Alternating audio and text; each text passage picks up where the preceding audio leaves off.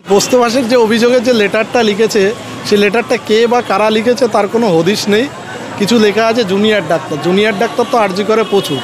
যারা যদি সত্যিই কোনো অ্যালিগেশন দেবে তাদেরকে তো তাদের নাম মেনশান করতে হবে। কোনো নাম, কোনো অর্গানাইজেশন, কোনো নাম নেই। আর আমার নামে আর একজন অ্যাসিস্ট্যান্ট প্রফেসর পেডিয়াট্রিক্সে তার নামে লিখেছে, তো ভালো কথা। কিন্তু মুশকিলটা আছে আমি West Bengal health service cadre, আমি এমইএসের ক্যাডার নই। যারা লিখেছে তারা হয়তো এই ব্যাপারটা জানে না। এই এক্সামগুলোর সাথে আমাদের কোনো সম্পর্ক নেই, মানে আমার নেই, কারণ আমি যেহেতু হেলথ সার্ভিস ক্যাডার আমাদের ওই এমইএসের ম্যাটারে আমরা ঢুকতে পারি না, ওটা এন্টায়ারলি এমইএস দেখে। তো যেটাই আমার এখতিয়ারই নেই সে জায়গায় আমি কী করবো। এবার কে বা কারা মেলাইন করার উদ্দেশ্যে করেছে সেটা আমি জানি না, তবে আমি অথরিটিকে চিঠি লিখিয়ে রাখবো যে তদন্ত করার জন্য কে বা কারা করেছে। আর দ্বিতীয় কথা, যদি নামগুলো আমি সত্যিই পাই যে এরা করেছে বা কেউ কনফিডেন্টলি আপনাদের মিডিয়ার সামনে যদি বলে তাহলে আমি মানহানির মামলা করব। কিন্তু নাম তো পাচ্ছি না, মানহানির মামলাটা করবো কার এগেনস্টে? সে এখন সিএম ম্যাডামকে রেসপেক্টেড স্যার লিখেছে, কোনো ডেট দেয়নি, কোনো সিল দেয়নি, ব্যাপারটা কারা? এটা তো আমারও প্রশ্ন। বেনামি চিঠিতে বলা হচ্ছে, প্রশ্ন দেওয়া হচ্ছে কাদের? যারা এই আন্দোলনের প্রথম সারিতে ছিলেন। এটা খুব হাস্যকর কথাবার্তা। মানে কীভাবে তারা প্রমাণ করুক না, যারা এটা দিয়েছে।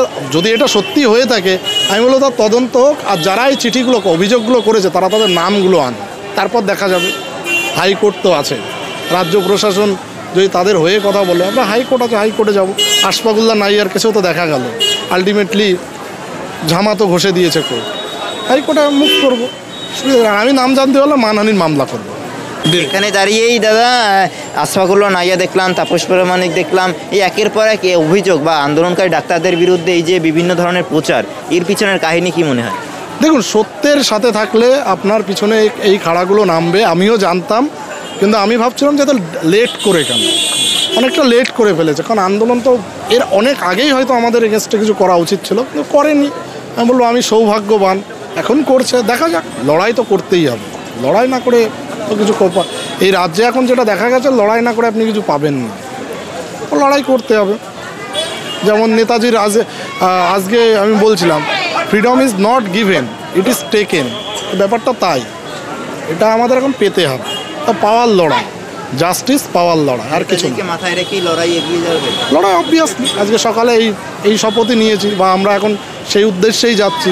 যতদিন না শেষ হবে, এর জন্য আমি তো আমার চাকরি চলে গেলেও আমার যায় আসবে, বাট এর জাস্টিস চাই।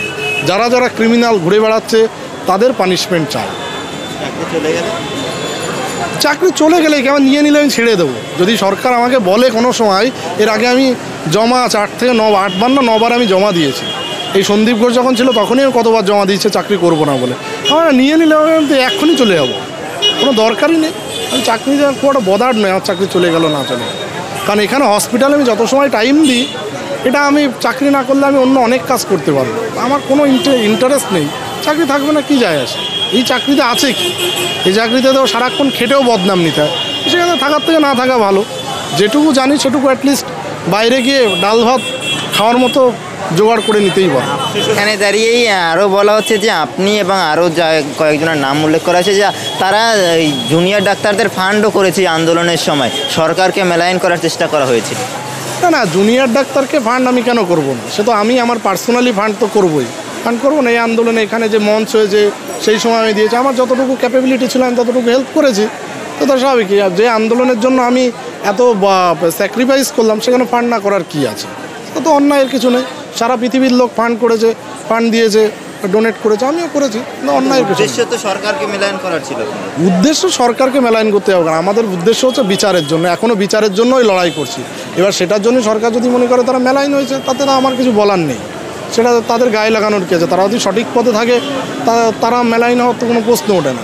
এখন সন্দীপ ঘোষ, তারপরে কলকাতা পুলিশ তাদেরকে যদি দিনের পর দিন সাপোর্ট করে, তাহলে অবভিয়াসলি তারা এখন মেলাইন হতে পারে, সেগুলো তো আমার হাতে নেই।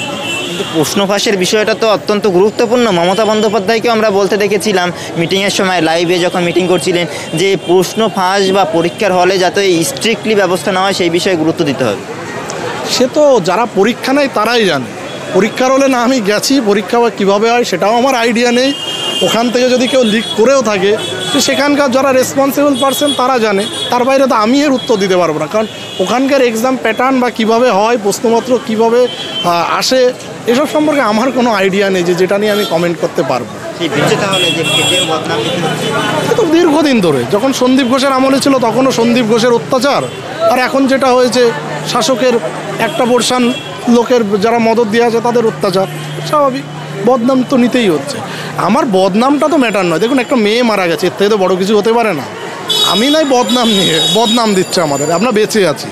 এর থেকে তো ভয়ঙ্কর যে মা বাবার অবস্থা, যারা সেই 9th আগস্টের পর থেকে দিনের পর দিন লড়াই করছে, তাদের জায়গায় যদি দাঁড়িয়ে দেখি আমাদের এগুলো কিছু না, কোনো ম্যাটারই নয়।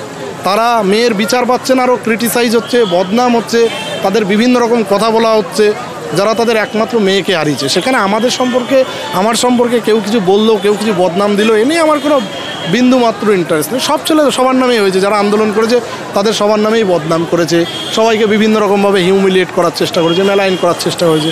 কিন্তু কিছু করার নেই, এটা জানি। দিনে দিনে যে কোনো জায়গায় আপনি শাসকের বিরুদ্ধে কথা বললে আপনার উপরে এগুলো নেমে আসবে, ওগুলো নিয়ে আমরা খুব একটা ভীত নই।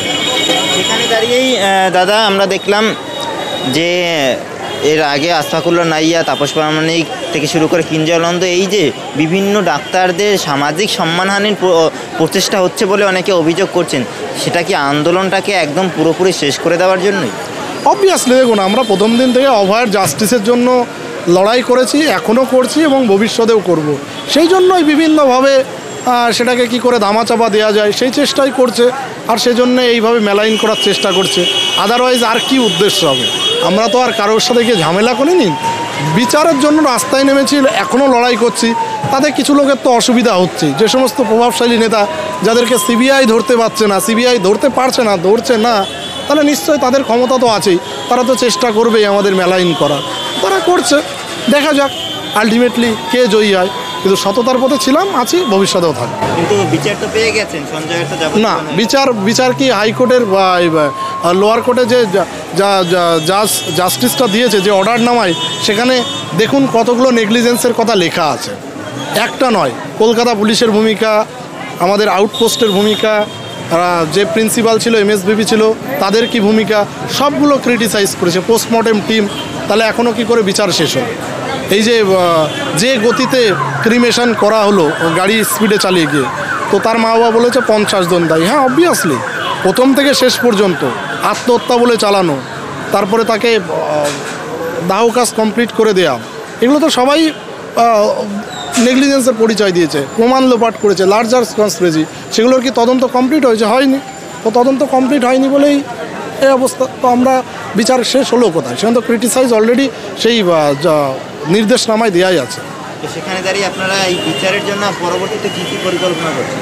দেখুন, বিচারে এখন কোর্টের লড়াইটা জারি রাখতে হবে। তার মা বাবা কোর্টে মুভ করেছে, তারপর দেখা যাক সুপ্রিম কোর্টে আছে, হাইকোর্টে তারা কি সিদ্ধান্ত নিচ্ছে। তারপরে আর আমি তো কোনো অর্গানাইজেশনের পার্ট নই, জেডিএফ বা অন্যান্য সিনিয়র ডক্টর অর্গানাইজেশন যা করবে আমি তাদের সাথে থাকার চেষ্টা করব।